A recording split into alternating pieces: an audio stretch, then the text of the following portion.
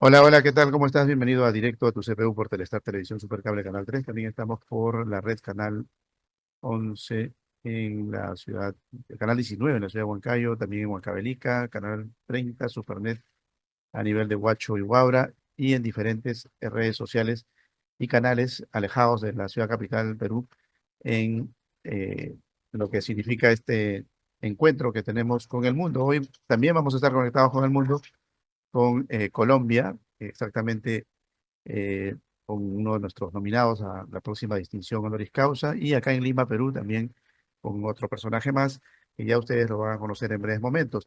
Recordándoles a todos los que participan de diferentes países, pues que estamos en los prolegómenos de lo que significan estas festividades navideñas de fin de año, y bueno, como de costumbre, no faltan en el panorama social, pues algunas situaciones más allá de lo clásico, que es la preocupación por pasar unas fiestas agradables, pues también está la tensión social, política, económica, que circunda principalmente a nuestros hombres de a pie.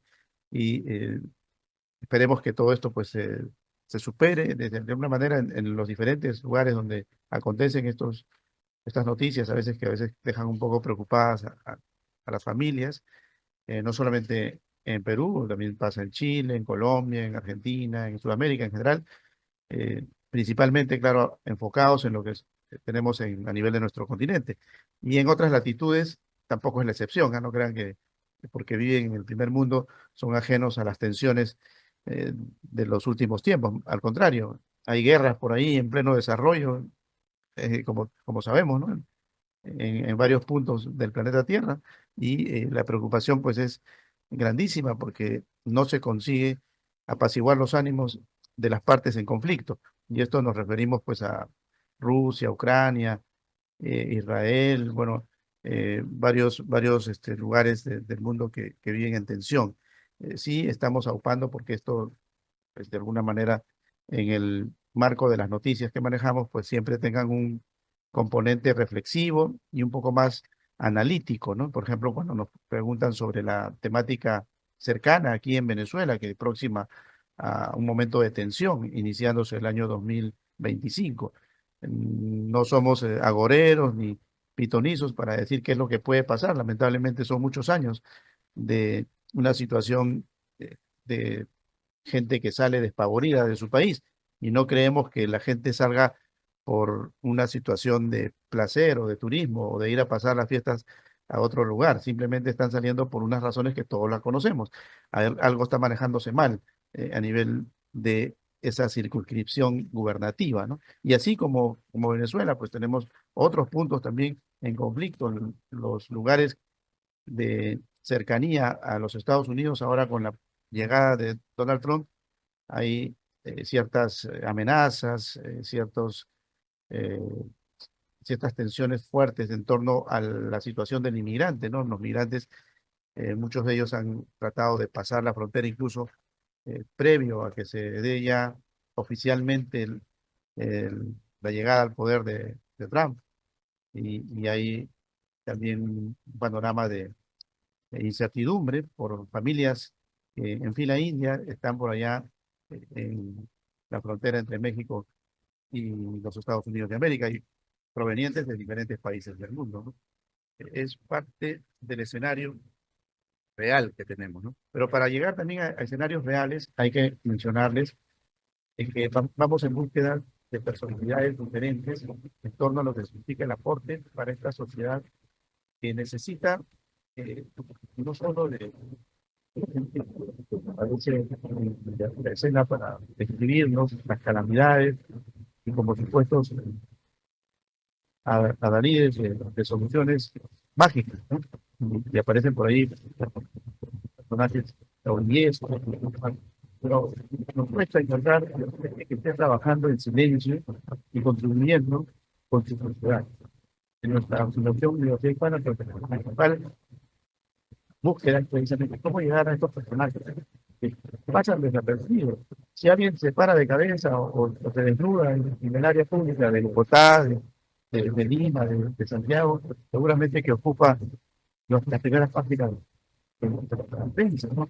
Y de las redes sociales. Pero si se trata de una persona que silenciosamente está contribuyendo con la cultura, para el caso, por ejemplo, de uno de nuestros nominados de hoy, o que en la plenitud de su juventud, este personaje puede estar de pronto ahí a la orilla de la playa con dos chicas ahí divirtiéndose y prefiere él de pronto estar dentro de claustros universitarios, estudiando o dando algún tipo de inducción a la sociedad que lo circunda, pues tampoco llama la atención, ¿no? Llama la atención el otro, el que está en la playa, el de la farándula. Pero aquel que está bajo los claustros, pues a nadie le hace caso, ¿no? Y no hay institución que valore eso, lamentablemente. Y estamos en ese círculo sin salida, ¿no? Que a veces nos quejamos y decimos, oye, ¿por qué anda mal Colombia? ¿Por qué anda mal Perú? ¿Por qué anda mal Sudamérica? Porque, claro, eso es lo que se vende, ¿no? Entonces es difícil, por ejemplo, tener audiencia con programas como el nuestro, ¿no? Y dice, Jorge, pero tú luchas contra la corriente. Bueno, hay que luchar contra la corriente. Creemos que es la única salida, no hay otra, ¿no? Alguna vez rebobinaremos la película y diremos, oye, tuvimos oportunidades para poder valorar lo que teníamos. Y como dicen, nadie valora lo que tiene hasta que lo pierde, ¿no? Esperemos que no terminemos de perder ejemplos como los que hoy vamos a presentar con nuestros nominados a la próxima distinción honoris causa que se otorga a nivel de la Fundación Universidad Hispana hacia Latinoamérica y el mundo. Bueno, vamos a comenzar primero con algo anecdótico que podría ser la parte de farándula, ¿no? Pero esta es una farándula un poco más circunscrita en lo que es la cultura eh, de país, la cultura de acompañamiento, de pronto, de lo que es realmente los valores, incluso identificados con tu patriotismo, con tu alegoría, a, a tener una poesía más allá del día atroz que normalmente vive un ciudadano de a pie, ¿no? Y que se encuentra con una melodía, con una guitarra, con un cajón, como es el sonido tradicional de acá de Perú en torno a lo que fue la fusión del criollismo, ¿no? Y que se quedó para compartir penas y alegrías, ¿no? Algunos desmanes por ahí no faltan, ¿no? Y hay algunos críticos también al respecto, pero creemos que el común denominador es el aporte al sentimiento, el aporte al día después del arduo trabajo de la personalidad, por más humilde que se puede deleitar con un sonido de acordes de guitarra. Y para ello tenemos pues a nuestro nominado, el señor Segundo Froilán Flores, que es parte de este viaje imaginario a través de la música, ya desde hace muchos años. Coméntenos, eres natural de Cayaltí, Saña, Chiclayo, chiclayano, norteño, lambayecano, estudió en el Colegio Nacional San Martín de Porras en Cayaltí, ha sido humorista y partícipe del trío criollo o de varios tríos criollos, ¿no? Pero inicialmente en Radio La Heroica de Chiclayo, ¿no? Por ahí se inició. Pero dentro de esa situación ya de bohemia que implica hacer todo lo que en su vida ha hecho nuestro hermano segundo, Florian Flores Casas, ¿qué nos puede comentar de aquellos tiempos? ¿Cómo así se inmiscuyó en esto? ¿Por inercia de la vida? ¿Por la familia?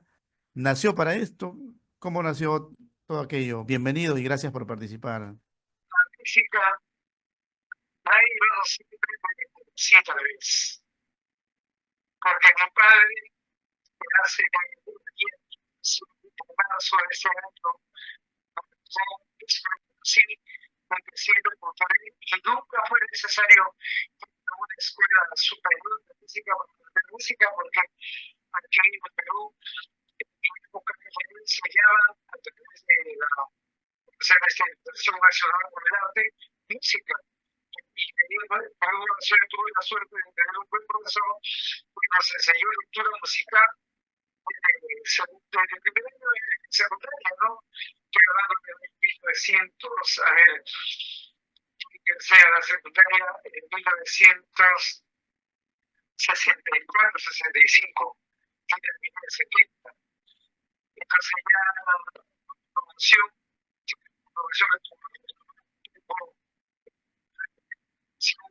un grupo, y empezamos ahí participando y existiendo, ¿no? Entonces ya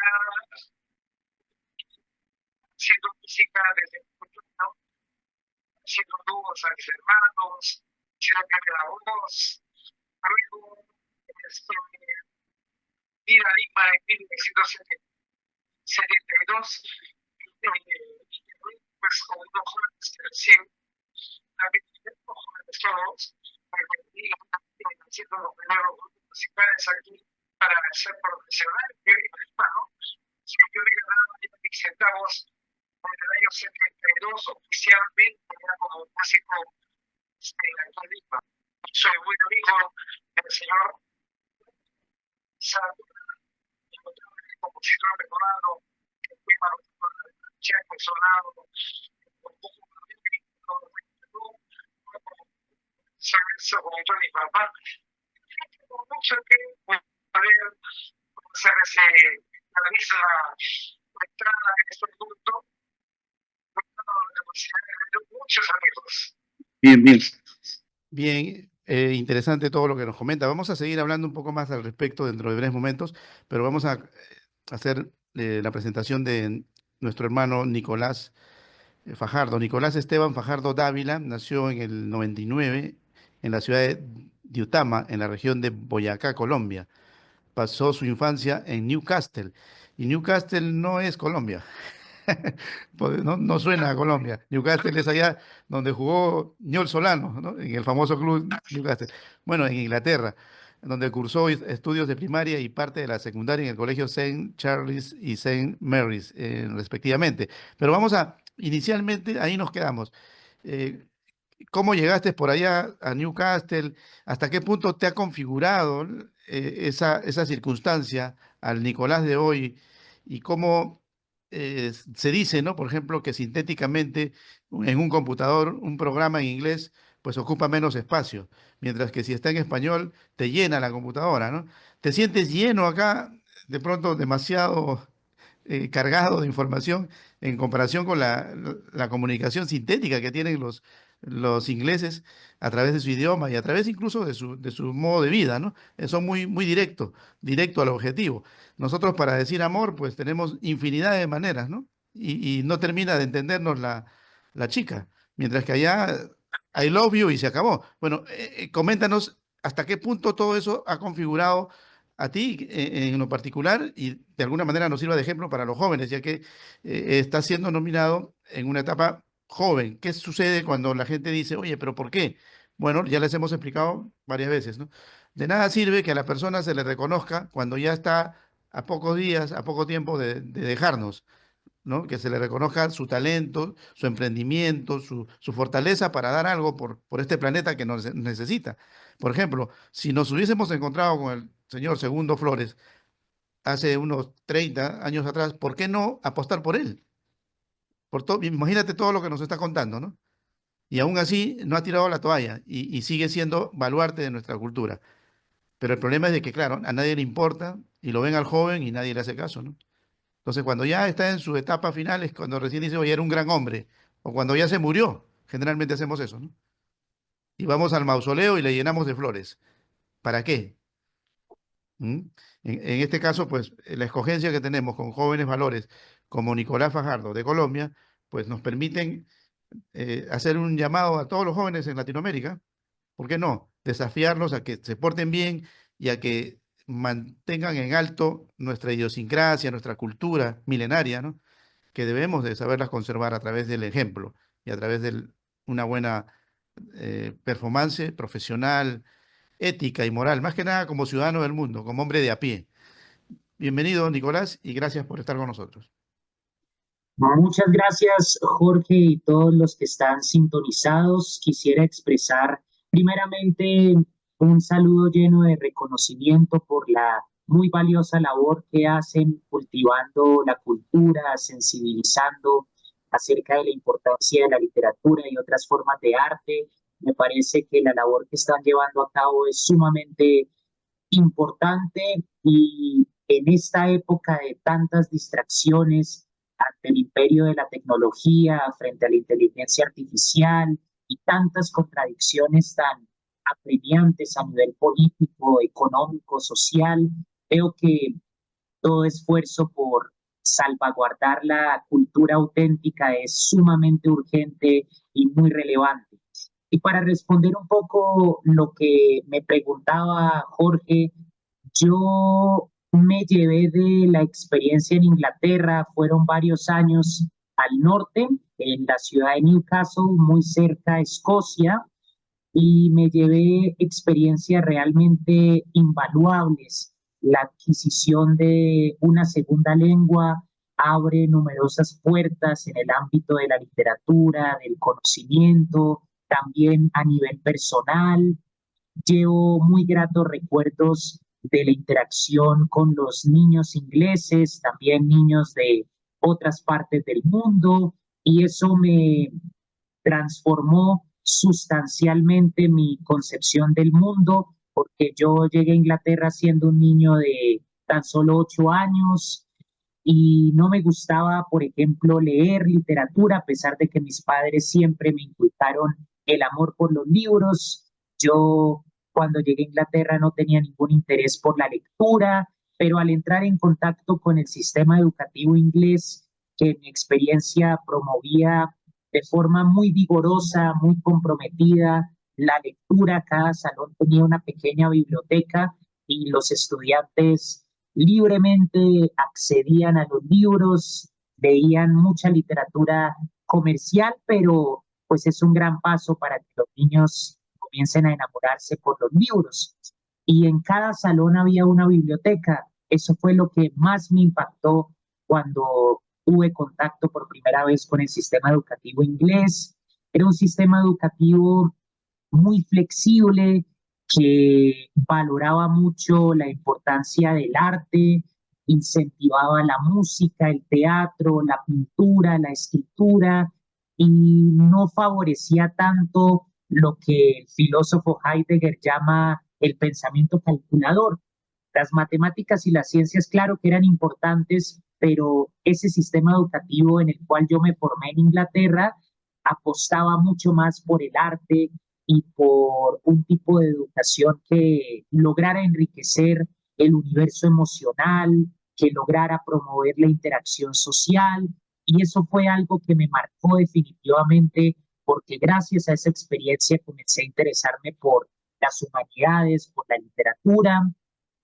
Y con respecto a lo que mencionaba Jorge del idioma, las diferencias entre el inglés y el español, estoy muy de acuerdo en que el inglés tiende más a lo práctico, a la economía del lenguaje, a expresarse de forma más contundente.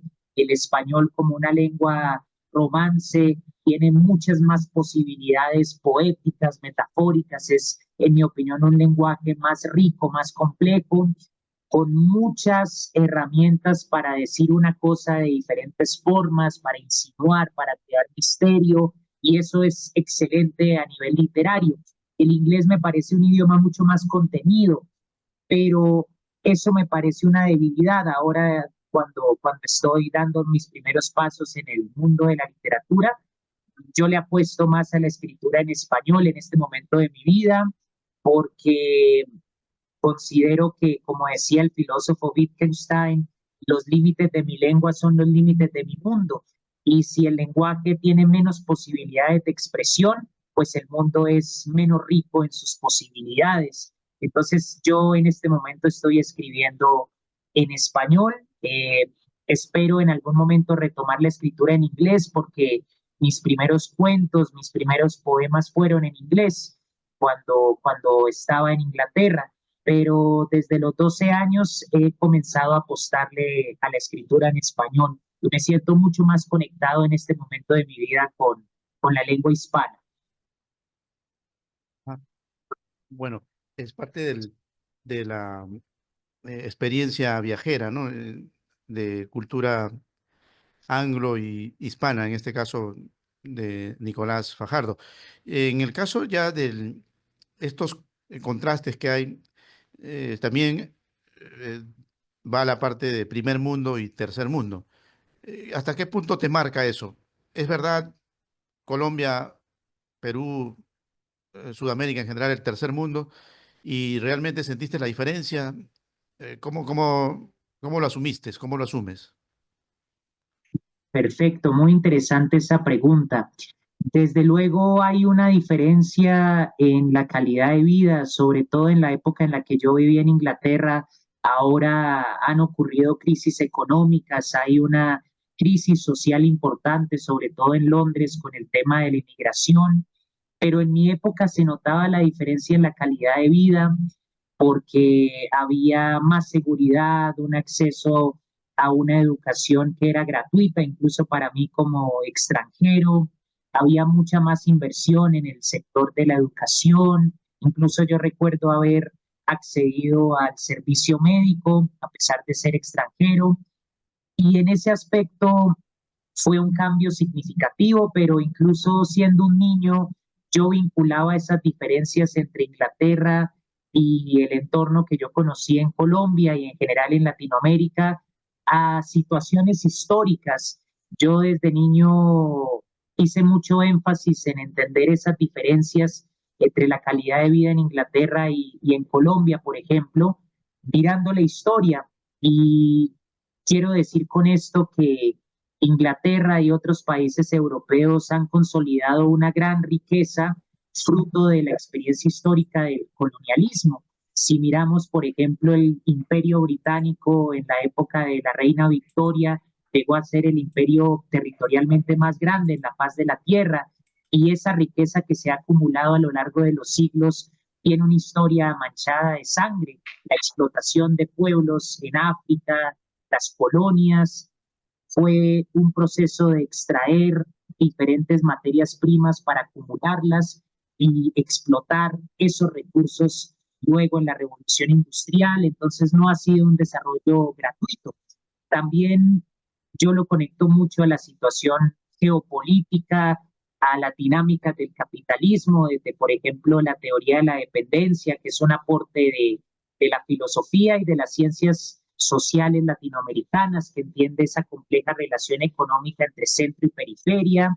Entonces fue un gran cambio, desde luego, verlo a primera mano, pero comprendía yo que no es un cambio gratuito, no es como algunos aseguran. Hay un conferencista japonés, por ejemplo, que vino a Colombia y se ha vuelto muy famoso con el discurso de que la diferencia en las condiciones de vida en los países del primer mundo obedecen a una mayor disciplina. Y yo con todo respeto siempre he pensado que ese discurso no tiene ningún sentido porque no es solo la disciplina de las personas ni cualidades culturales, sino son circunstancias históricas que han jugado un papel muy importante en la consolidación de esa riqueza. Entonces yo siempre lo he entendido desde ese punto de vista. No es lo mismo pararse en una calle principal de allá de Bogotá y si deseas, pues, lanzar un improperio, hacer lo que te dé la gana, ¿no? Que hacerlo en Tokio o hacerlo ahí en Manchester o en Newcastle, porque las leyes se cumplen, ¿no? También hay el hecho de que lamentablemente pues, echa la ley, echa la trampa aquí en nuestros países, ¿no? Nadie respeta a nadie, incluidos aquellos que son funcionarios. Un funcionario en esos mundos donde tú viviste, incluido Japón, es un funcionario. Pero acá no. Acá un funcionario es el que tiene más poder. O sea, que él sí te puede insultar, él sí te puede decir lo que le da la gana y vas preso por solo hecho de ser funcionario. O sea, esa mecánica no está en el razonamiento del que mencionaste, ni creo que tampoco en lo que tú contemplas así filosóficamente, pero la filosofía es esa, Nicolás, ¿eh? Recuerda que es amor a la sabiduría y hay que pensar incluso en aquellas situaciones bastante bajas, ¿no? Bastante eh, poco, de repente, lógicas que manejamos en esta parte del mundo, lamentablemente, que no la hemos superado. Más bien al revés, cada día se institucionaliza más eso. La mejor prueba la tenemos con las redes sociales, ¿no? O sea, cuanto más disparates, te vuelves viral. ¿Qué significa eso? Que no solamente la ley lo está avalando, sino todos los que estamos de acuerdo con ellos, porque estamos aplaudiendo sandeces, locuras, necedades. Y nos cuesta aplaudir, por ejemplo, las explicaciones que tú das, que sería lo coherente, ¿no? Lo adecuado, pero no pasa. Nos cambian de canal si estuviéramos ahorita, en este momento en un canal principal de allá de Colombia. ¿Qué opinión te merece eso? Bueno, Me parece que hay un aspecto cultural, desde luego, porque yo quisiera referirme a lo que acaba de decir en dos puntos. Lo primero, las diferencias culturales entre el primer mundo y el tercer mundo, y lo segundo, lo podríamos llamar el culto a lo banal y a lo superficial en las redes sociales, en la industria del entretenimiento actualmente. Y con respecto al primer elemento, me parece que esas circunstancias históricas del colonialismo, de guerras civiles, de diversos conflictos, desde dictaduras hasta crimen organizado, que ha marcado la experiencia social y política de nuestra América. Yo creo que eso ha tenido un efecto, podríamos decirlo, a nivel de la psicología social, de la psicología de masas, y desde luego hay una herencia de violencia que permea las relaciones sociales a nivel más cotidiano. Entonces, lo que mencionaba Jorge de la intolerancia, de las manifestaciones más irracionales de violencia, desde luego que permean la forma en la que nos relacionamos unos con otros en estas latitudes, y quizá en la experiencia que yo tuve de Inglaterra se veía mucho menos esa violencia, y es muy interesante hacer ese rastreo histórico de las causas que llevan a que la violencia se naturalice. Acá en Colombia, por ejemplo, hemos tenido la experiencia de dos conflictos armados sumamente sangrientos a principios del siglo XX, solamente mirando el siglo pasado y el siglo presente. A principios del siglo pasado, hasta 1950, tuvimos la violencia bipartidista, Partido Liberal, Partido Conservador, que se calcula que produjo 300.000 muertos.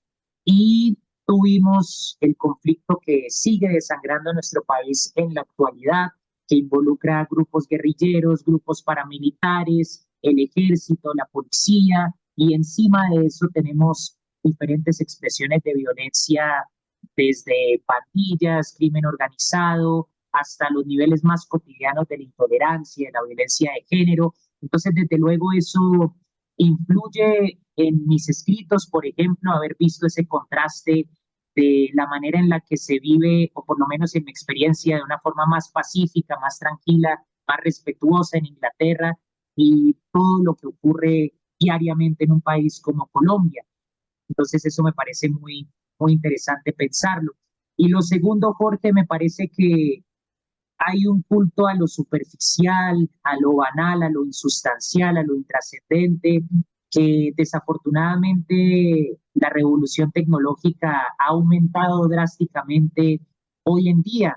Nosotros vemos el contenido que prima en las redes sociales, y es un contenido que me parece a mí se asemeja mucho a la lógica de la comida rápida, una mercancía fácil de consumir, una mercancía que no desafía al consumidor para que piense, para que se cuestione, sino algo que se consume para pasar el tiempo, para matar las horas, contemplando lo más superficial, lo menos significativo. Y es escalofriante ver cómo ese contenido de las redes sociales, de la industria del entretenimiento más barata, más masificada, permea la forma en la que las personas hablan, particularmente los jóvenes, los valores que tienen, incluso la concepción del cuerpo. Es una manipulación drástica la que se está llevando a cabo por medio de estos contenidos. Y es muy triste ver cómo estos contenidos desplazan la literatura, desplazan la filosofía y anestesian la capacidad del pensamiento crítico. Me parece que la situación ha empeorado a tal punto que podemos pensar lo que advertía un gran escritor, George Orwell, en su obra 1984, a propósito de la nueva lengua. Él imagina todo un sistema totalitario que se llama el Partido del Gran Hermano, en una región ficticia que él imagina que se llama Oceanía en su novela. Y una de las cosas que hace este régimen totalitario en la novela es imponer un idioma con menos palabras, con menos posibilidades para la expresión, para disminuir la capacidad crítica y rebelde de la población. Ya me parece que uno de los efectos de este contenido banal que vemos en cada pantalla, desafortunadamente en televisión, computadores, celulares, es que el lenguaje se ha empobrecido.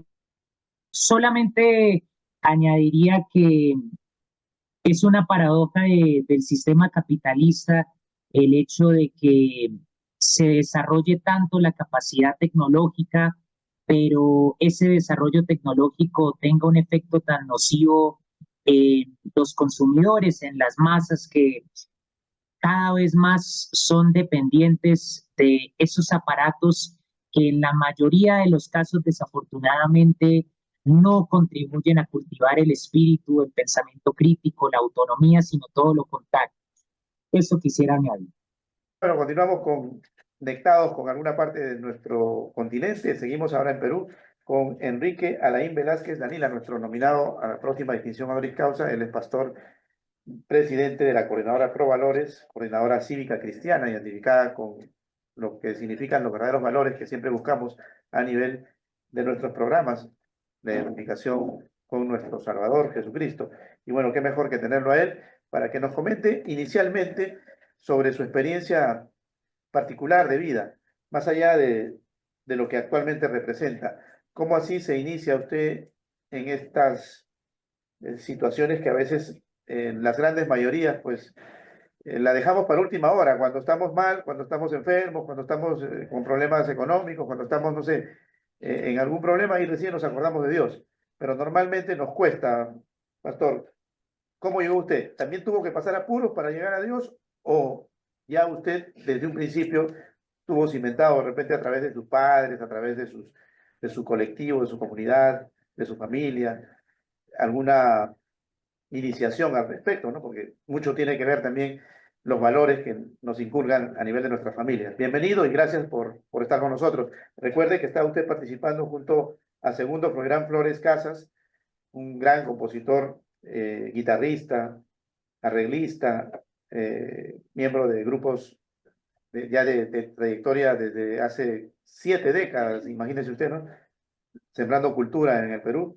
Y también junto a Nicolás Fajardo, un joven profesional con estudios en Inglaterra, natural de Colombia, que está acompañando en este grupo de nominados a la edición 2024 que otorga la Fundación Universidad Hispana. Bienvenido, pastor.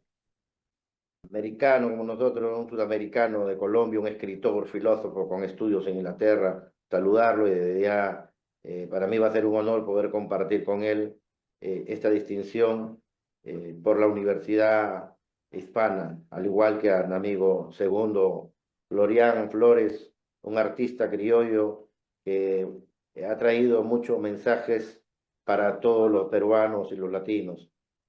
Con respecto a tu pregunta, mi mío todo es un testimonio muy largo, no necesariamente muchas veces para ser pastor o ser cristiano hay que haber encontrado a Dios en momentos difíciles. Yo soy una de las excepciones. Yo a los 15 años terminé quinto de media, a los 16 ingresé al ejército peruano, estuve en el escuadrón de comando, batallón especial en el ejército peruano en el año 84. Postulé a la Escuela de Inteligencia del Ejército por motivo de salud. No llegué a egresar, pero tengo promociones que son oficiales hoy en día de la policía, comandantes y coroneles. Dios permitió que mi vida a los 18 años conozca a Dios desde muy temprana edad, no necesariamente por una vida desordenada, como lo dijiste muy bien tú, al contrario, tuve buenos principios, buenos valores, una buena enseñanza, una buena educación. Creo que este fue un llamamiento muy especial a los 18 años saliendo del ejército. Entré a estudiar administración de empresas, luego termino mi doctorado en teología, vía online obviamente, por una universidad en California, en los Estados Unidos.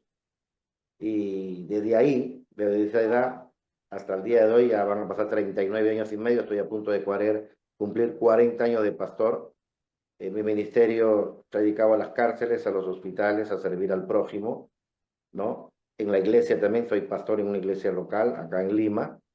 y ya 10 años obtengo el cargo de presidente de la Coordinadora Cívica Pro Valores, Pro Familia, con mis hijos no te metas a nivel nacional acá en el Perú, en contra de la ideología de género y con algunas pues ideologías marxistas y comunistas.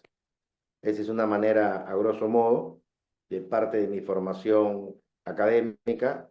He sido asesor 20 años en el Congreso de la República, he trabajado 3 años en Palacio de Gobierno, asesor de 3 alcaldes. Actualmente soy asesor en la Municipalidad de San Martín de Porres en asuntos administrativos, y esa es parte de mi currícula académica, aparte de los 40 diplomados que tengo en diferentes materias de estudios que Dios me ha permitido estudiar, capacitarme en diferentes temas. Ese es, a grosso modo, una manera sucinta, mi estimado, parte de lo que Dios me ha experimentado, algunas condecoraciones del Congreso de la República, condecoraciones de Palacio, del municipio, algunos reconocimientos que Dios propio del trabajo. Soy capellán de los Estados Unidos, un convenio con Perú. Soy secretario nacional en los Estados Unidos en la Capellanía Unidos en Cristo y la represento acá en Perú también.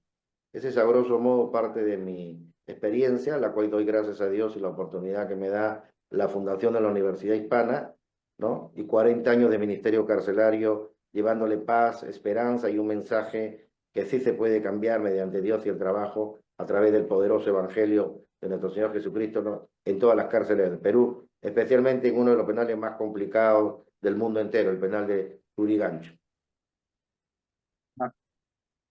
Precisamente, coméntenos un poco al respecto. Hay muchos que llegan a ese penal, y no precisamente por habérselo fallado, sino porque le fallan a la vida, le fallan a su familia, le fallan a la patria, le fallan a la honradez, a los valores. Y cuando usted menciona que hay asesores, pues ahí, lamentablemente, lo primero que hace un político cuando llega a ocupar un cargo es buscar asesores, ¿no? Y buscan asesores que se sepan las trampas, que se sepan las formas de sacar provecho al cargo que tienen, ¿no? ¿Por qué? Porque un asesor ya pasó por la experiencia, por ejemplo, edil o X, y esa experiencia está ligada por lo general a actos de corrupción. Y más adelante, pues tenemos desfalcos a la municipalidad, al Estado, asesorados precisamente por ese gran asesor.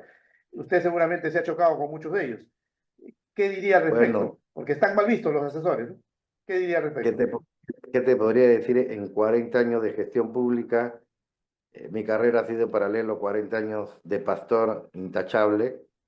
Lo que tú dices es cierto, en cierta manera. Tú sabes que hay gente proba, hay gente con principios, con valores, con línea, como también lo hay gente pues que lamentablemente usa el cargo, usa el conocimiento para enriquecimiento ilícitos, ¿no? Usan para beneficios propios, pero también hay gente que sabe servir de corazón, hay gente honrada, hay gente proba, y hay gente que sabe marcar la diferencia. Y yo creo que eso más se encuentra en los cristianos auténticos y verdaderos, que tienen bien claro y bien puestos los principios y los valores, que no solamente nacen en la iglesia, como tú lo dijiste, sino desde casa, porque desde casa se nace con el fundamento, con los padres, con el buen ejemplo, porque la mejor prédica es el ejemplo.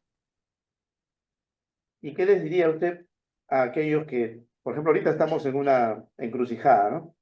Donde no hay una estabilidad en torno a la representación política que se tiene a nivel del gobierno, a nivel del Congreso, a nivel incluso de los poderes que supuestamente están llamados a dar justicia, ¿no? Hasta los jueces están cuestionados, hasta los fiscales están cuestionados. O sea, nadie se salva. Hasta de pronto el señor que trabaja ahí en la municipalidad está supeditado a una orden torcida de su jefe de seguridad ciudadana para poder conseguir bajo las cuerdas o debajo de bastidores, pues dineros mal habidos. ¿Qué se puede hacer frente a ese panorama? ¿Y qué es lo que usted directamente, por ejemplo, a nivel de su feligresía, más allá de rezar, qué se puede hacer? Porque Cristo fue muy duro, ¿eh?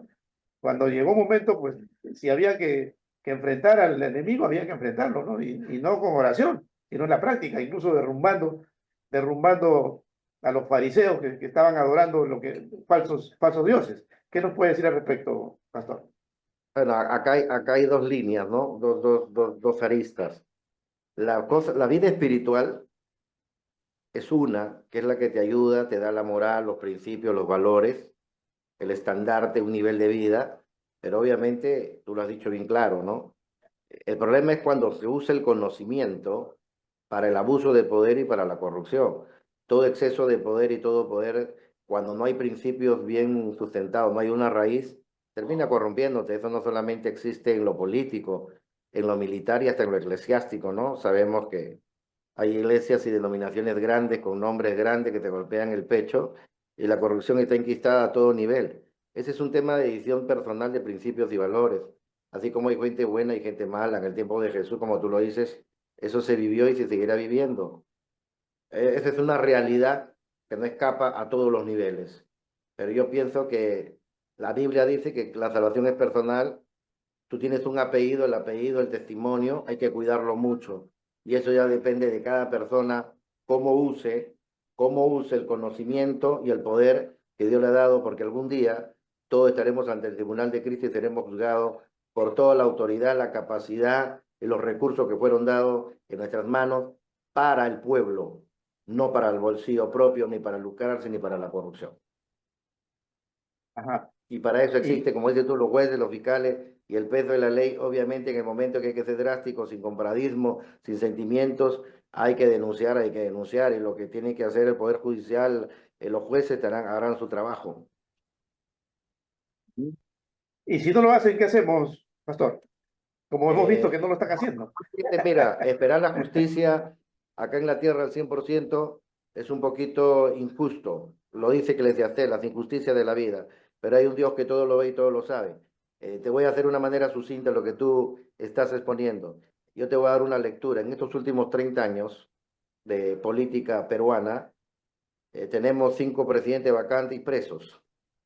Si en cierta manera la justicia en primera instancia, con el poder político la libraron, tarde o temprano los juicios de Dios vienen, Dios corrige tarde o temprano, y ya están sentenciados. O sea, ¿qué hacemos? Dejarlo en la mano de Dios, porque Dios no puede ser burlado, lo que el hombre siempre cosechará. De una u otra manera, el karma y la responsabilidad les va a caer. Y yo lo estoy viendo hoy en día. La mano de Dios tarda, pero no olvida.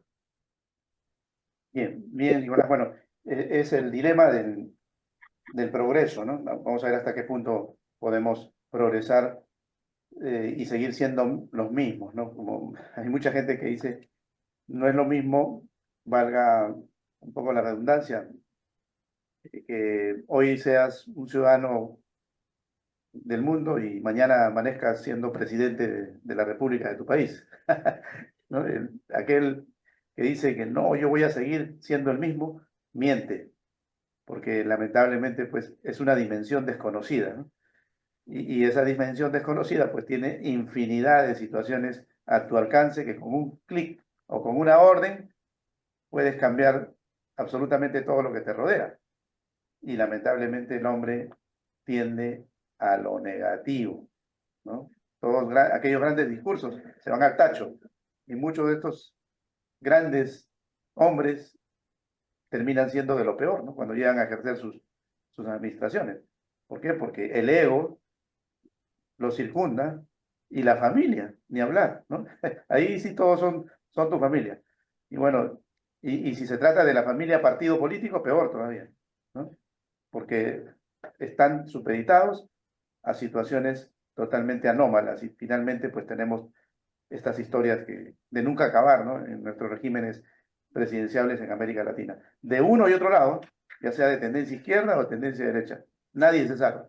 Todos terminan prácticamente endiosados como grandes prohombres, con un saludo a la bandera, pero con una realidad, como quien dice, la procesión va por dentro a nivel de nuestros países. Pero de eso conversamos luego, Nicolás. También la gente preguntará, dirá, oye, Nicolás, ¿cómo normalmente pues un hijo de Sudamérica difícilmente estudia en el primer mundo? Tal vez sea un hijo de la burguesía, ¿no? Como diría el ex comandante Chávez, ¿no? Un, un representante del capitalismo salvaje.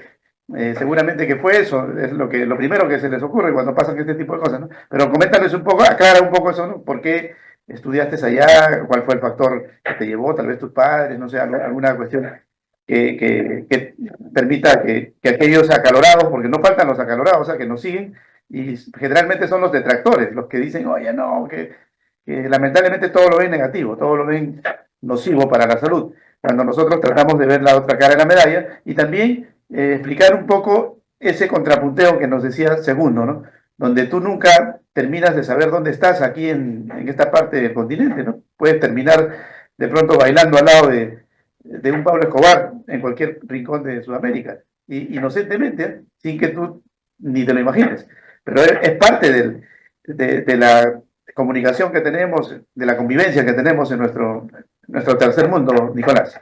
Perfecto, Jorge. A mí siempre me ha parecido curiosa esta postura muy prevaleciente en ciertos sectores radicales en el mal sentido, que ven, por ejemplo, la idea de visitar otras culturas, en este caso concreto ir a Europa, es sinónimo de apoyar el capitalismo salvaje, eso me gusta bastante. Y yo pienso que hay que ser críticos del capitalismo, pero conocer bien cómo funciona el sistema económico, ser críticos de fenómenos económicos específicos, más no del acto solamente de visitar países. Y en mi caso, yo tuve la fortuna de poder tener esta experiencia de estar en Inglaterra porque mi papá, que tuvo unos orígenes muy humildes, tuvo la oportunidad de hacer sus estudios de doctorado en Newcastle. Ese fue el motivo por el cual nosotros viajamos la familia. Papá es un ejemplo de gran superación, de disciplina, de dedicación. Ha llegado a ser escritor, profesor de la universidad, a pesar de muy escasas oportunidades. Se crió en un entorno muy pobre, hijo de campesinos, sin educación, y él, por su perseverancia, llegó a consolidar la oportunidad de realizar un doctorado. Entonces, esa fue la razón por la que pudimos viajar. Y en general, mi familia es de orígenes muy humildes, pero una característica es que he tenido familiares que se han superado inmensamente pese a las necesidades. Por ejemplo, mi mamá también logró ser profesional de colegio, maestra, una gran maestra, con mucha sensibilidad, conocimiento, pero también unos orígenes bastante humildes. Y sobre todo tengo un familiar, un tío abuelo que falleció en la tragedia de Armero, y mi tío abuelo, Misael Temia, hizo solamente hasta quinto de primaria, pero a pesar de solamente tener la primaria, hizo en un año porque lo promovieron por su gran inteligencia innata.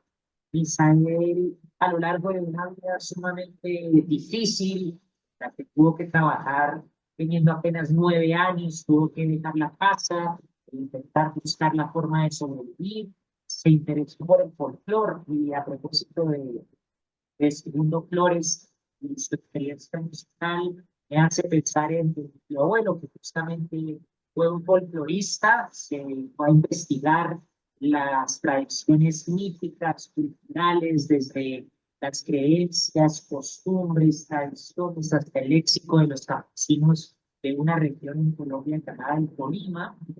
Y mi tío abuelo también exploró el ámbito de la música, fue como la folclore tolimense. Él también escribió cuentos, escribió una novela llamada Horizontes Campesinos. Entonces, a lo que voy es que en mi familia ha habido esta constante de superar las adversidades, pero siempre de la mano de la cultura, sea la literatura, sea la música. Es algo que ha caracterizado a mi familia, y yo valoro mucho esos ejemplos. Ajá. Bien, es parte de la experiencia. Por ahí la anotamos en vista de que, como sabemos, pues tenemos audiencia a nivel mundial, y también vamos a conversar algo un poco más sobre ya la parte del pensamiento hacia la filosofía social y política, ¿no? Que has estado investigando, tu trabajo como profesor actualmente de filosofía. Y por ahí nos anotabas que específicamente acerca del pensamiento económico de Carlos Marx a lo largo de sus estudios de pregrado, ¿no? Y bueno, siempre también está el contrapunteo que tú seguramente lo conoces, ¿no? En torno a lo que, por ejemplo, significa, a pesar del reconocimiento que le da la revolución bolivariana al marxismo, pues uno de los principales detractores de Bolívar y que lo anula por completo es Carlos Marx, ¿no? Lo acusa de cobarde y no sé qué más. No sé hasta qué punto eso es cierto. También hay otro dato ahí que hablan de que Carlos Marx pues, nunca trabajó en su vida, que vivió a expensas de sus padres, no pagaba ni un solo céntimo, a pesar que se encargaba de las tareas domésticas, ni de cuidar de sus 7 hijos. Lo mantuvieron, pues, incluso Engels y su esposa. Nunca realizó el mínimo esfuerzo por visitar una fábrica, conocer un sistema productivo. Es parte de lo que se sabe, ¿no? Dentro de los relatos que uno encuentra a través de aquellos que se han dedicado a rebuscar. No sé hasta qué punto pueden ser totalmente certeras, que era un bohemio también, ¿eh? Lo acusan de borracho, que se gastaba la plata de sus padres, ¿no? Y que vivió de la herencia de su mujer. ¿Qué nos puedes comentar sobre eso? Tú que has estado un poco más cerca de pronto revisando las anotaciones biográficas de Carlos Marx, Nicolás. Me parece una cuestión muy importante, porque de discutir, porque cuando se habla del pensamiento de Marx, sea su filosofía para comprender la historia, el materialismo histórico o su teoría económica, que desarrolla principalmente los 6 tomos del Capital, hay una serie de prejuicios que provienen de la discusión política. Entonces, adicionalmente a lo que mencionaba Jorge, hay muchos prejuicios, sobre todo con relación a lo que fue la Unión Soviética y en la China después de la Revolución Maoísta, en lo que se ha denominado el socialismo real. Y algo en lo que yo he insistido en la investigación sobre Marx es que hay que separar el ámbito de la producción teórica de esos asuntos políticos que tienen que ver con prejuicios ideológicos. ¿Qué quiere?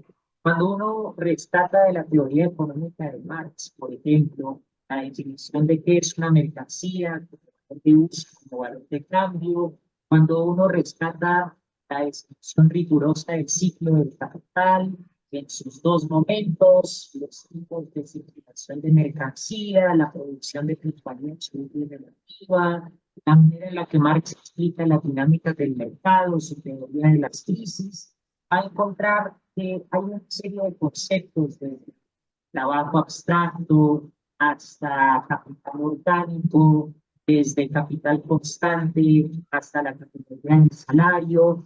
Son conceptos que desarrolla Marx a lo largo de un trabajo muy riguroso. Dice Isaiah Berlin que Marx invertía 9 horas diarias en el Museo de Historia Británica.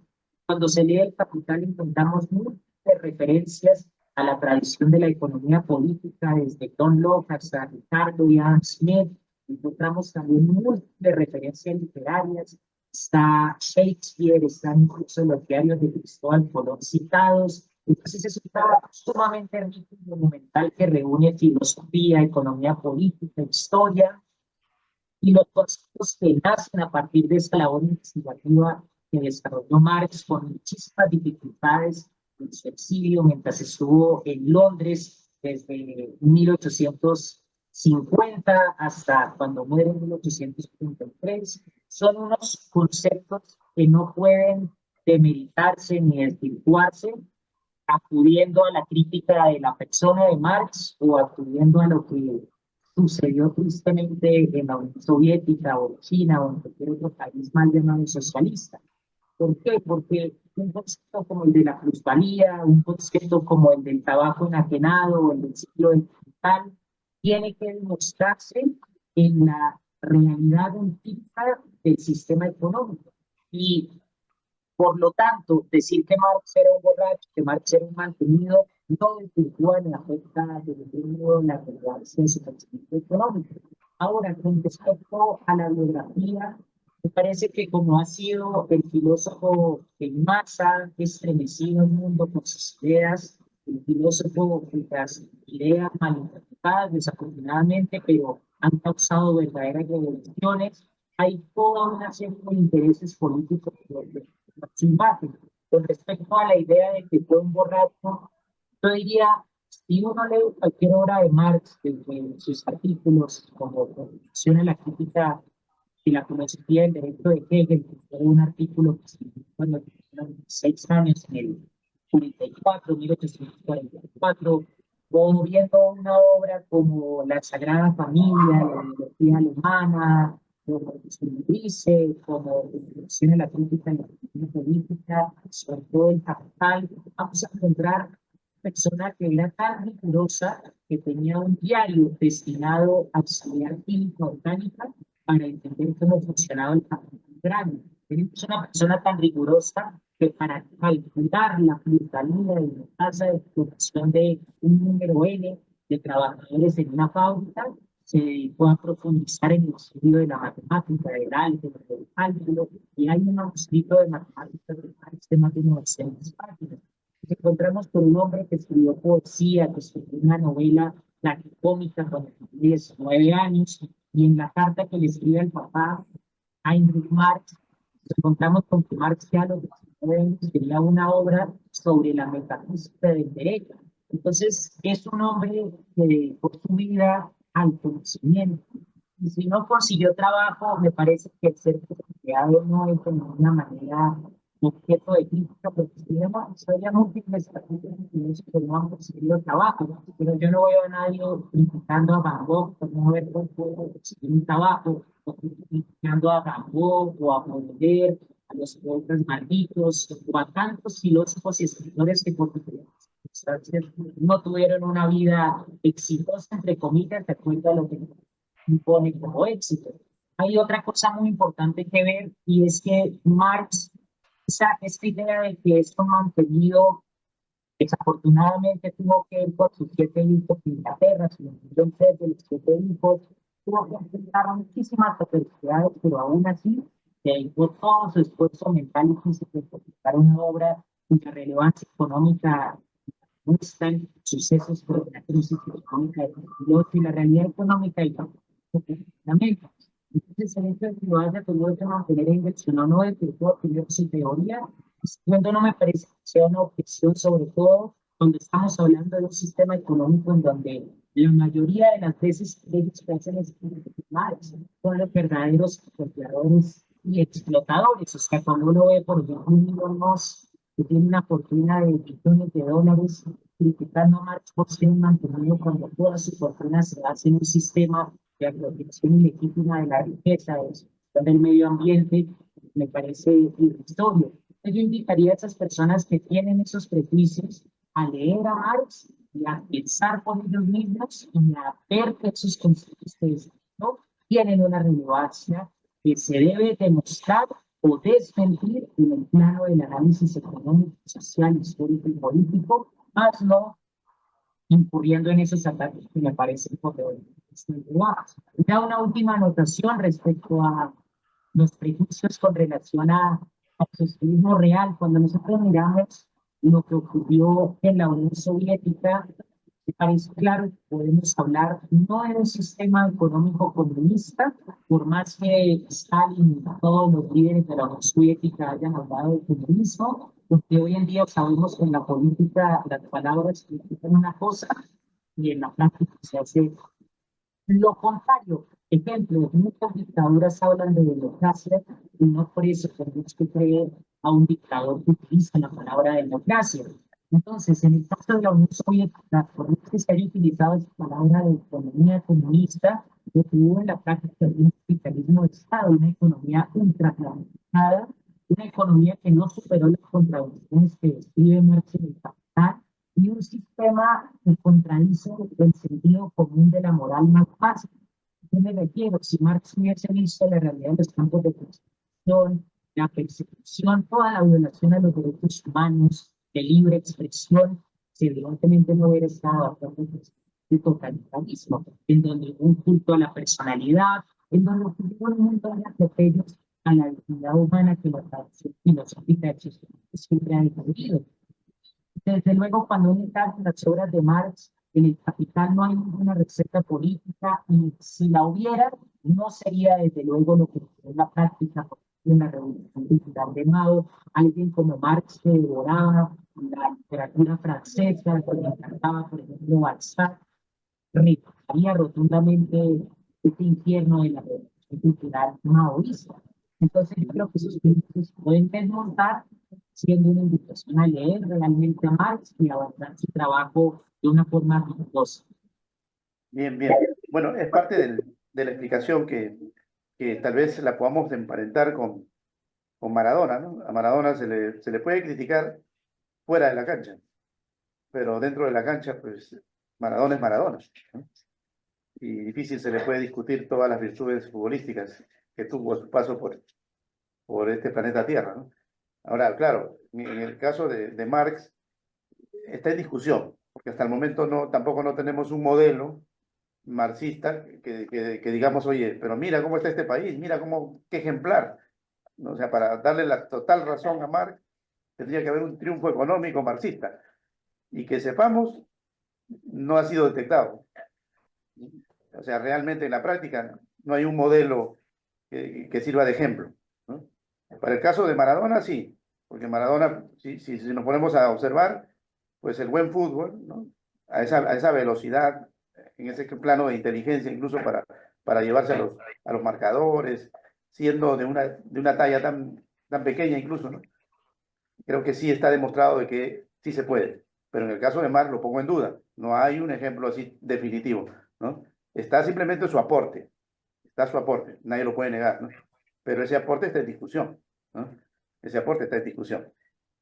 Ahora, en cuanto a lo que conversamos, también te pusimos ahí algo cortito, Nicolás. Marx era santanderista, o sea, le tenía tanta bronca a Bolívar. ¿Qué dirías tú sobre ese epígrafe que por ahí figura en contra del Libertador? Muy bien, Jorge. Yo diría rápidamente sobre lo primero, el hospital Marx no intenta desarrollar una alternativa económica al sistema capitalista, no parte de lo que ya decía en la onceava tesis sobre Feuerbach. Los filósofos se han dedicado a interpretar el mundo de diversas formas, pero antes de transformarlo. Pero Marx entendió muy bien que para transformar el capitalismo primero hay que entenderlo. Entonces, el capital explica desde la necesidad hasta las crisis, desde el ciclo del capital hasta la plusvalía y la explotación, pero no propone una alternativa económica. Sin embargo, la explicación económica de cómo funciona el capitalismo es lo que yo resalto en mi trabajo investigativo y es lo que yo muestro o intento demostrar que es válido en cuanto a que es una teoría que explica acertadamente cómo funciona el capitalismo. Una anécdota para mencionar este tema, en 2008, cuando ocurrió la crisis económica que se vivió particularmente Europa y Estados Unidos, Un poquito la acércate al micrófono. Te está yendo el micrófono. preguntó al colegio de economistas, le preguntó cómo es posible que ustedes no hayan visto esta crisis. Y entonces el colegio de economistas, eso parece el libro, un escritor británico llamado David Harvey, que se llama El enigma del capital. Y entonces el colegio de economistas, que es una institución muy prestigiosa, después de 6 meses de estudio, le respondió a la revista de la crisis económica se debió a fallas sistémicas. Y cuando uno ve la explicación de la teoría que desarrolla Marx, es muy compleja de fallas sistémicas. Entonces, la teoría económica de Marx es muy la económica de no, la política. Eso es lo que yo trato de resaltar. Ahora, la alternativa al capitalismo no se ha realizado, ha habido intentos unos más exitosos que otros, como la revolución anarcosindicalista en España, o en París en el 71, en 1871, pero ambas fueron aplazadas por la revolución militar. Entonces, esa es otra cuestión, pero la vigencia de la explicación del capital y del funcionamiento en general del sistema económico capitalista, eso es lo que me interesa explorar y lo que le da la grandeza a Marx. Y con respecto a lo de Bolívar, Marx en la Enciclopedia Británica escribió un artículo en donde se habla de Bolívar. Y Marx dice que Bolívar es un pequeño Napoleón.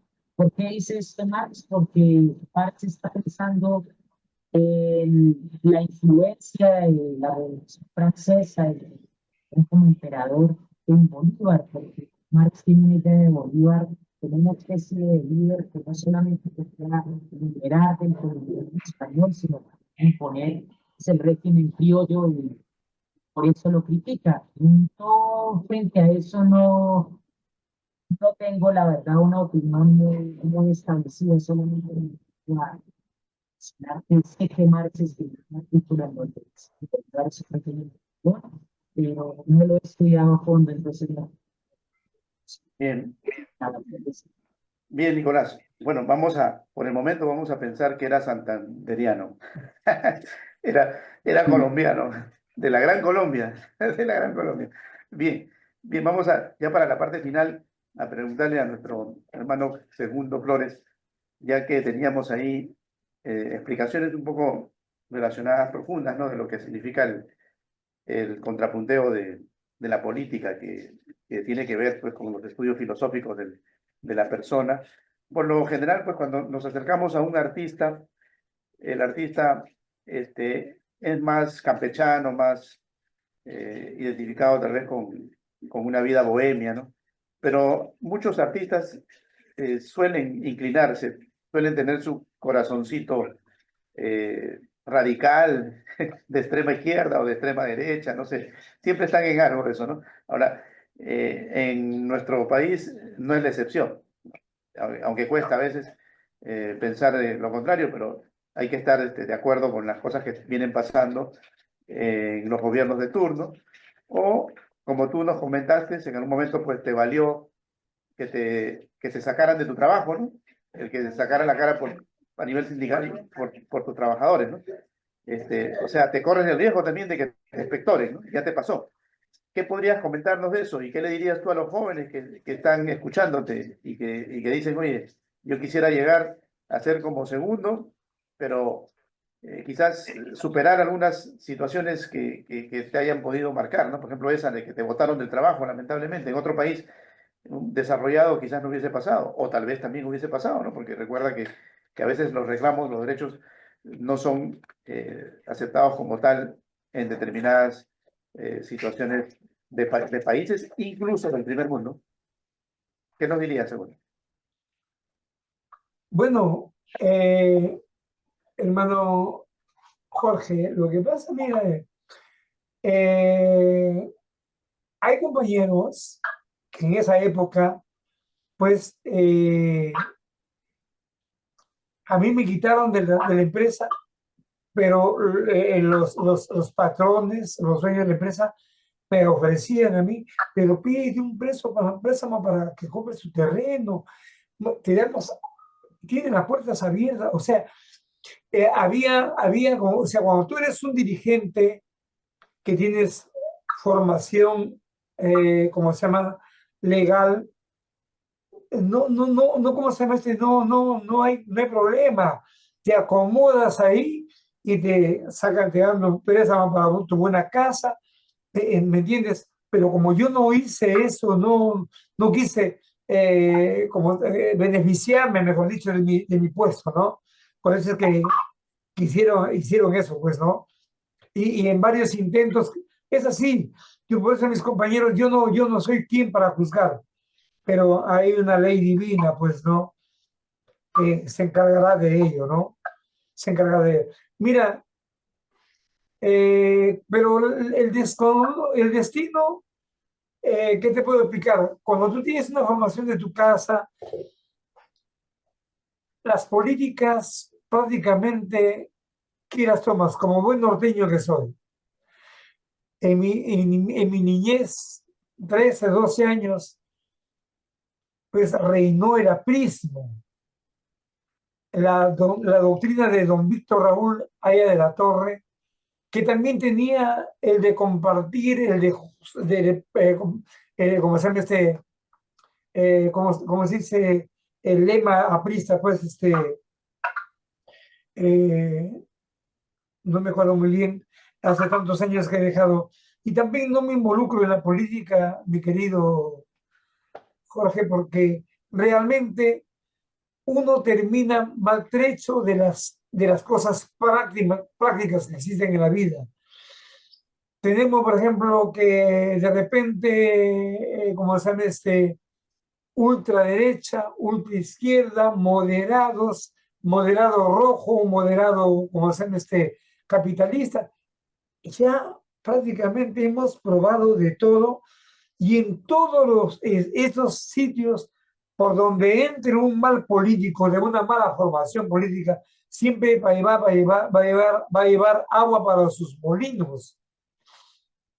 Entonces, es la formación de valores ante todo. Yo creo que haber llevado desde pequeño a ser acólito y estar cerca de la Biblia, no soy no soy evangelista, pero trato de ser lo más justo en mi actitud, lo más justo cuando puedo apoyar a alguien o ayudar a alguien, le puedo tener la mano hay muchas maneras, no solamente económicas, hay maneras de acercarse a ellos, a dar una ayuda a los jóvenes, como se llama a los jóvenes que se inician, al amigo que está mal, que de repente por ahí le cortan una pierna por la cuestión de la diabetes o un brazo. Ay, Dios mío, cuántas cosas pasan, ¿no?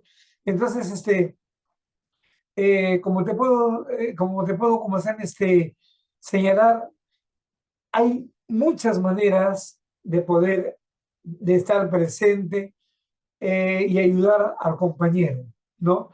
Ayudar al amigo, porque la política, yo conozco compañeros míos que dicen, no, compadre, que como se llama, debe ser justo el bolo, y cuando van a repartirse el bolo, lo primerito que hacen es separarse, pues, no, es que yo tengo presencia, más presencia, no te pase, pues, si tú dices que eres justo, pues reacciona como tal, como mejor no digas nada, mantente en silencio, que eso mejor te va a ayudar. Creo que no tengo más que decir, como se ve en ese sentido, que hay que ser justo y hay que siempre, como se llama, comprender al compañero, entender al compañero y ayudar al compañero. Ese siempre ha sido mi convicción, mi camino, mi senda, ¿no? Con la cual mi padre me orientó. Y ahora tengo mis hijos, que yo me doy el lujo de decir, tengo una hija que es abogada, tengo un hijo que es ingeniero civil, mi hija, no, y llenarme yo como sabes, no, pero no, para eso cuento, he contado siempre, y a Dios gracias, a la buena salud que le brinda mi esposa, quien ha sabido dirigir no solamente mis hijos, sino también mi vida, ¿no? Entonces, por ahí también partiendo, ¿no? En saber reconocer de quién está a tu lado, ¿no? De quién te ayudó a seguir, a encaminarte, quién te ayudó en la vida, ¿no? Es así. De mis amigos, tengo que agradecer mucho la presencia de una gran compositora que tiene un conocimiento de nuestra lengua matriz, el español o castellano, mi amiga Carmen Jesús Leiva Sánchez, mi paisana peruana, pero que tiene pues una presencia dentro de la música. Acá en el Perú recién la estamos conociendo, porque quizás no haya habido, como tú sabes, entre peruanos no siempre nos vamos a dar la mano bien como debe ser, sincera, ¿no? Pero yo extiendo mi mano sincera para cualquiera que quiera saber de la cultura nuestra, aprender un poco de nuestra profesión como CMC musical, y para eso estamos, para apoyarnos. Jorge Bien, Carrión, bien, Nicolás segundo. Fajardo, Gracias yo a... agradezco infinitamente que me hayan dado el honor de estar presente en una entrevista que yo voy a llevar agradecido siempre desde lo más profundo de mi ser, y estar nominado a esta presea para mí es una joya. Estar, como se ve, siempre, como se ve, eh, Ah, quizás no me bien, bien. esté escuchando. Sí, sí, te escuchamos este segundo. Pero bueno, Ya, el agradecimiento es nuestro por participar. La última pregunta sería, ¿cómo quisieras que te recuerden? No porque pensemos de que estés por irte, no nada de eso, sino que simplemente todos tenemos que irnos. De repente me voy yo primero que tú. ¿Cuál sería tu mejor recuerdo, según? ¿Cómo quisieras que te recuerden? mi mejor recuerdo o mi huella. Ajá. Primeramente, que tengo muchos amigos que se van a acordar de mí eh, de diferente manera, ¿no? De diferente forma. La cuestión es tener, haber caminado en esta vida, habiendo dejado huella. Bueno, ¿en quiénes?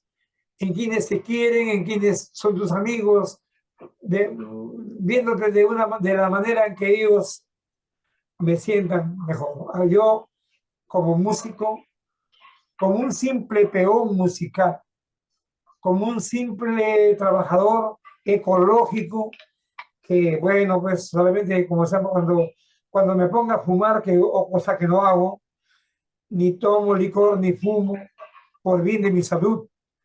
Pero yo quisiera, por ejemplo, a lo que tú me preguntas, simplemente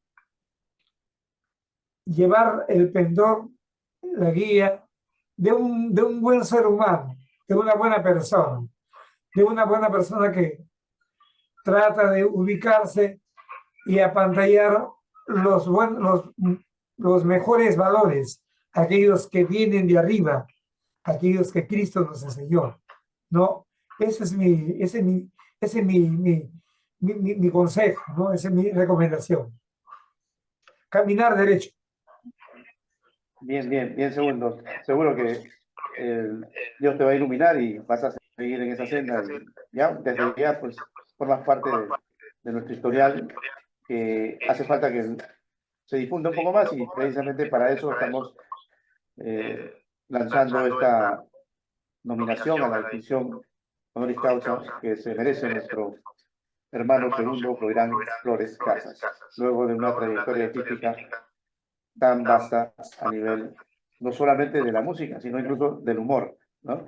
También se ha atrevido a hacer humor nuestro gran segundo Flores. Bien, bien. Bueno, Dios tarda, pero no olvida. Enrique Alain Velázquez Danila es nuestro nominado a la distinción 2024 honorífica que otorga la Fundación Universidad Hispana. Él es pastor, presidente de la Coordinadora Pro Valores, Coordinadora Cívica Cristiana. Y por ahí hay una situación ya puntual. Por ejemplo, marcha contra la unión civil. ¿Cómo explicar esa unión civil?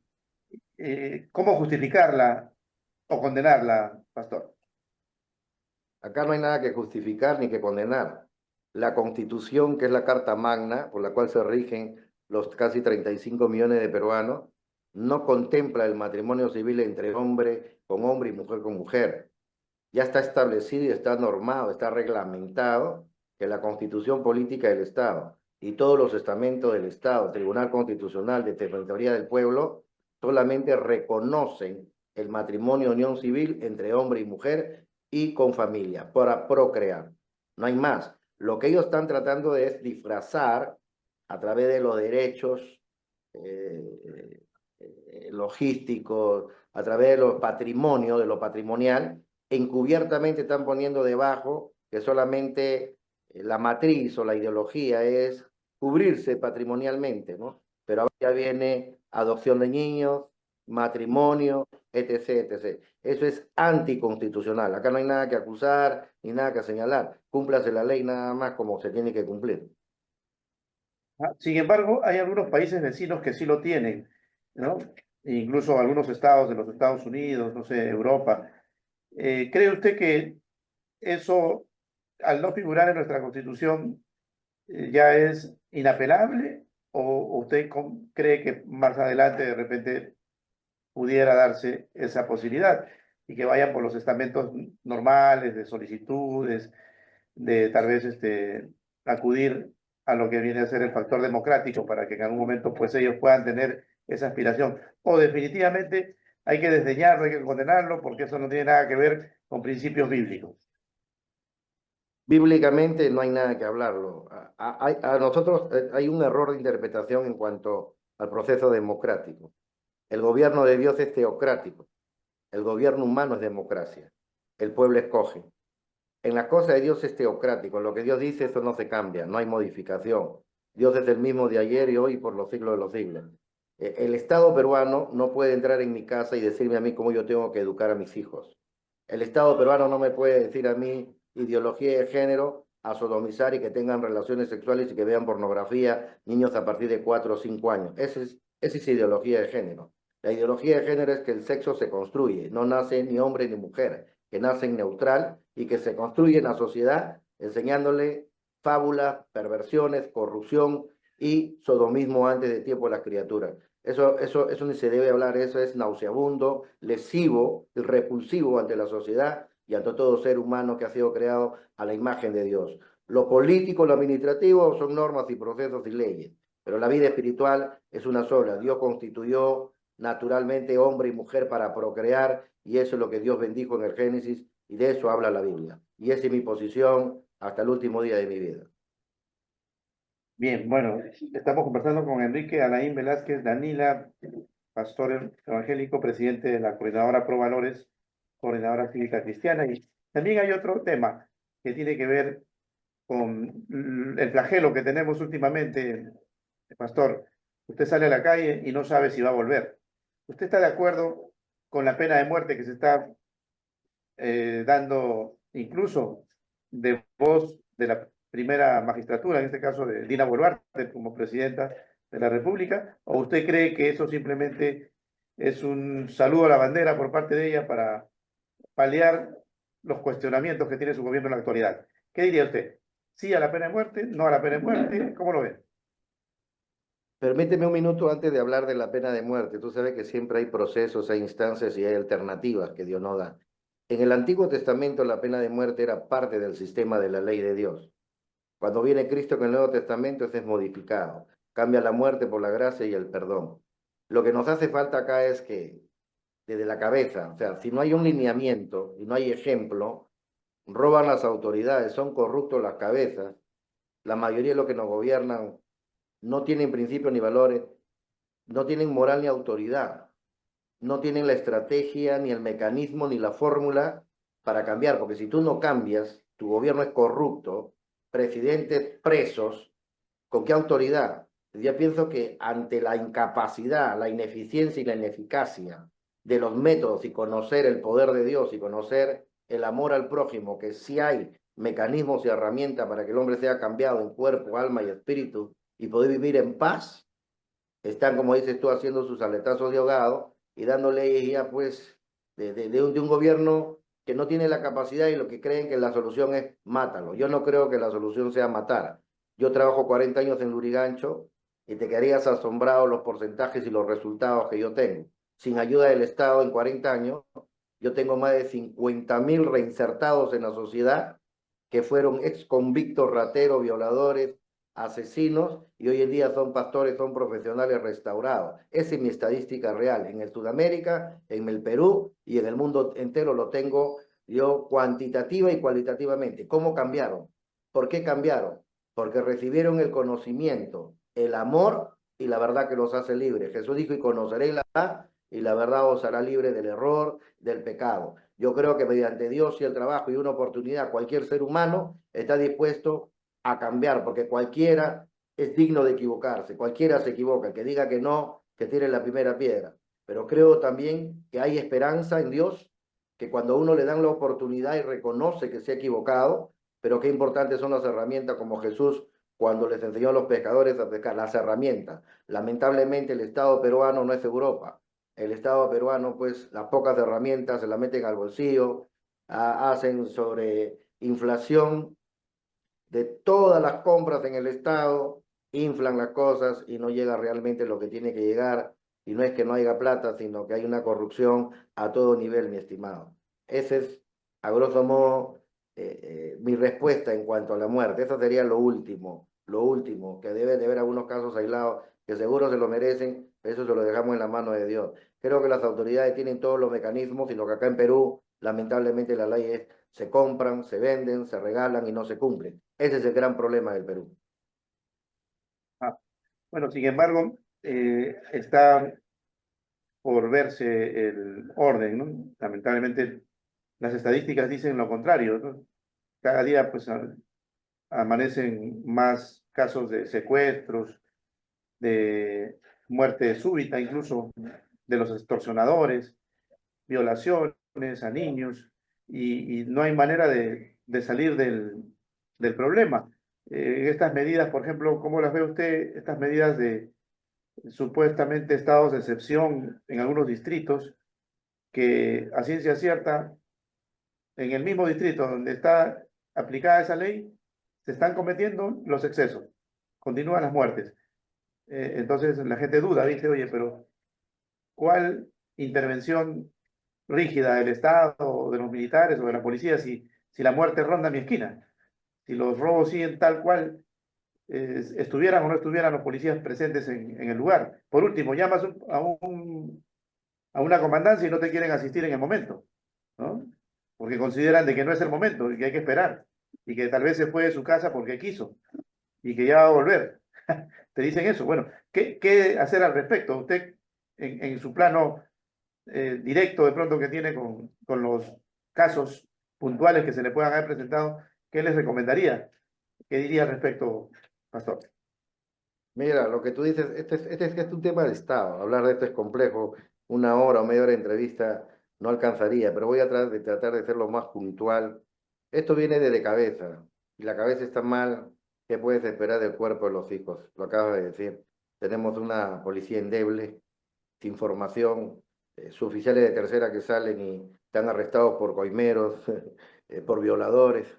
La misma policía está metida en la corrupción. ¿De qué hablamos? O sea, ¿qué le espera al pueblo peruano? Lo que le espera es volver a los principios, volver a lo original, ser más drásticos. Acá las leyes no se cumplen, te vuelvo a decir. Esto tiene que ver un tipo, un Bukele, acá tiene que ver un gobierno un poquito más radical en cuanto a combatir frontalmente la delincuencia, porque estamos llegando a niveles, como tú dices, que en vez de disminuir, cada vez sube. Los presupuestos no llegan, los presupuestos son muy pobres, dicen para tal fecha y no llega. Entonces, no se trata solamente de forma, el tema es de forma, de fondo. Acá hay todo un desorden que tiene que venir, pues, una limpia de arriba abajo, por dentro y por fuera, a todos los niveles del Estado, especialmente en el Poder Judicial y en la policía.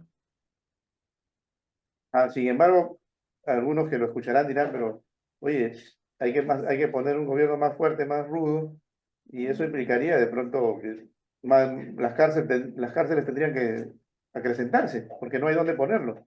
Y aquellos que están de acuerdo con la pena de muerte, pues dirían, mejor hay que matarlos, porque el Estado no se abastece para meter preso a tanta gente, tanta delincuencia. ¿Qué les diría usted a ellos? Que esas son, por las redes sociales, los comentarios que recibimos a través de los chats normalmente. Yo creo que la cárcel es una parte. Este es un trabajo integral, pues el Estado es integral, ¿no? Hablamos de casa, hablamos de principio, hablamos de trabajo.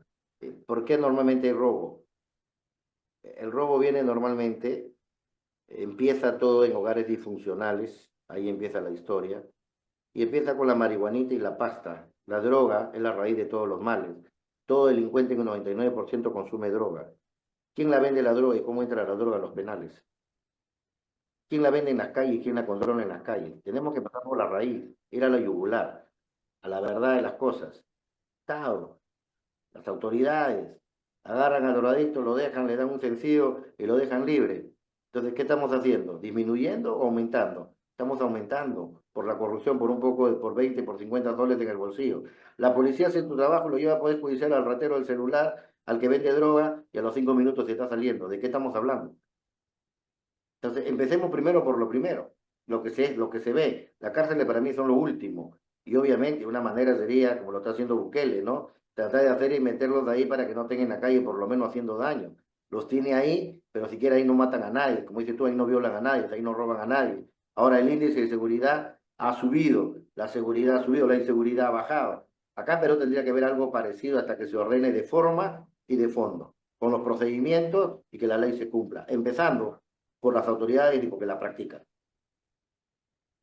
Sin embargo, bueno, los que saben un poco del tamaño de El Salvador es más pequeño que San Juan del Urigancho, ¿no? O sea, por eso que lo cuestionan un poco a Bukele, de que si se tratara de un país o de una capital más grande, pues tendría mucha dificultad. Y eso es lo que sucede con el monstruo que es Lima, ¿no? En comparación con El Salvador. Y bueno, esa podría ser también una de las variables que habría que investigar al respecto y trabajarlas. Pero más allá de esa situación, también está el hecho de entender que la solución en torno a la pena de muerte, pues sería también condenar a veces a inocentes, podría darse, ¿no? Si se aplicara. Y teniendo estos fiscales y estos jueces que últimamente, pues, que no aciertan una, ¿no? Después estaríamos de pronto hablando de ajusticiamientos totalmente errados, algo así como aconteció con el cristianismo, ¿no? De que habría que preguntarle al público a quién sueltan, y tal vez soltarían al inocente, ¿no? Es correcto. Lo O que al tú dices es culpable, correcto. o al culpable, ¿no? Y condenarían al inocente, ¿no? O sea, eso también es otro riesgo, ¿no? No estamos preparados para esa situación, creo yo, ¿no? No sé qué nos puede decir Sí. usted ya bíblicamente, pastor. No, ahí entraría la prudencia, la sabiduría de Dios, porque lo que dices tú, pues justo por pecadores podrían pagar. Y así como está la autoridad o los criterios, Dios mío, de hecho que habría muchos casos aberrantes de que gente inocente estaría pagando. Ahí habría que tener un control más estricto, una revisión, de pronto gente muy proba, muy adecuada para el cargo antes de el dictamen final. Solamente sería esa salvedad, ¿no? Para Y evitar bueno, cualquier exceso o injusticia.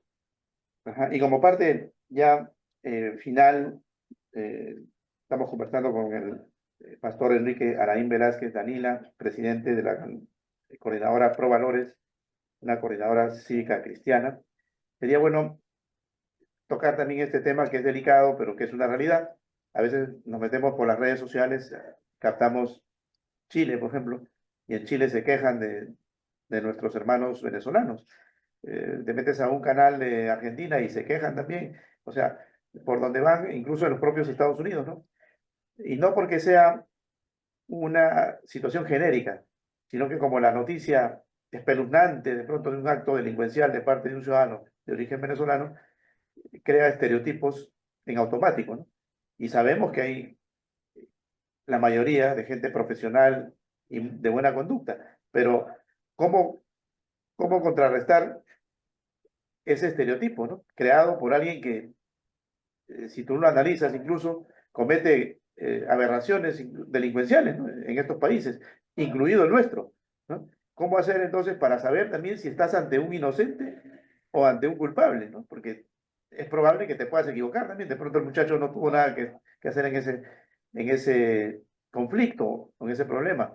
Y a veces no tenemos la suficiente capacidad tecnológica para poder rápidamente sentenciar de que se trata de un culpable o de un inocente. ¿Y a dónde llevarlo? Las cárceles están full, no hay trabajo. Usted dice que todo parte porque el Estado no tiene trabajo. Si no se abastece con su propio país, con sus propios compatriotas peruanos, menos para los que vienen de afuera. Y sin embargo las fronteras siguen abiertas y todo está como si estuviéramos en un paraíso.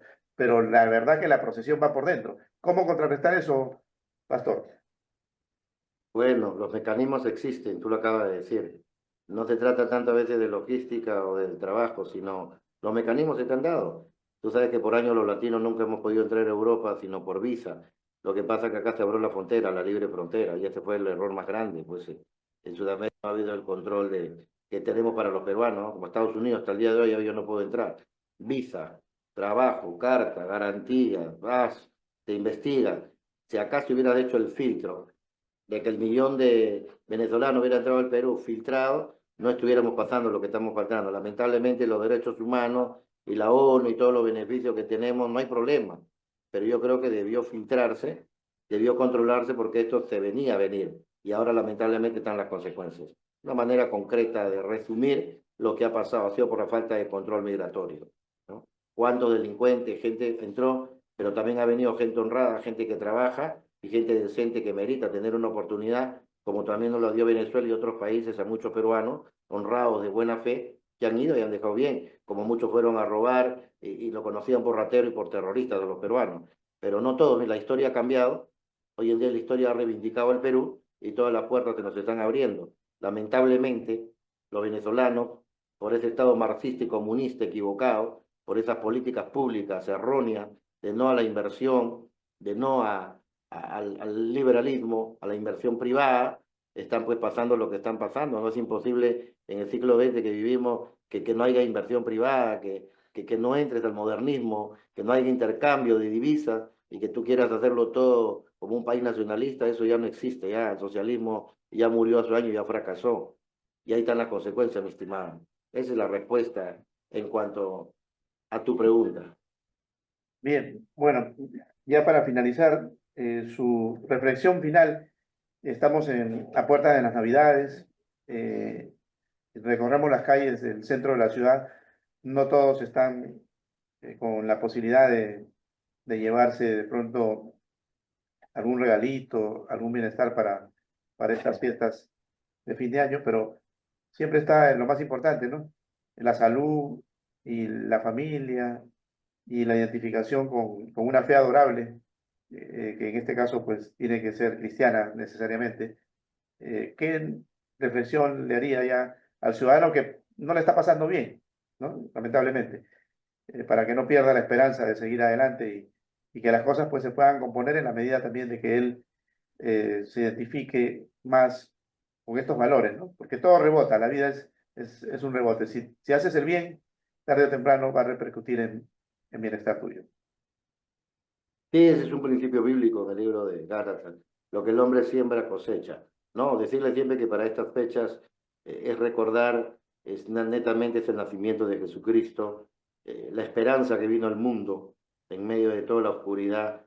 Él llegó como una esperanza. Y déjeme decirle que siempre, cada mañana trae una nueva oportunidad, siempre las hay. Dios es bueno y para siempre es su misericordia. Yo creo que en estas Navidades o en esta fecha es para reflexionar, hacer cambios, arrepentirse y buscar a Dios de todo corazón, porque el que busca a Dios lo halla y lo encuentra, y siempre habrá un regalo, una bendición y un día nuevo para todo aquel que le abre sus brazos a Jesucristo. Bien, Pastor, gracias por estar con nosotros en este día, camino a lo que va a ser la distinción honoris causa 2024. Agradecemos a Segundo Froilán Flores Casas también, nuestro guitarrista, compositor, a también Francisco, a Nicolás Fajardo, desde Colombia, deseándole que, bueno, que pronto esté por aquí también visitándonos, y, ¿por qué no? De pronto al pastor por allá lo tenemos visitando Colombia, ¿no? Con alguna de sus prédicas necesarias, creemos, ¿no? A nivel de América Latina. Bien, vamos a decirle a Nicolás, en el caso de Nicolás no le podemos decir nada de eso, porque él todavía recién está en la flor de su conocimiento para poder seguir aportando a nivel de América Latina. Más bien al revés, ¿cuáles son los desafíos, Nicolás, que se vienen?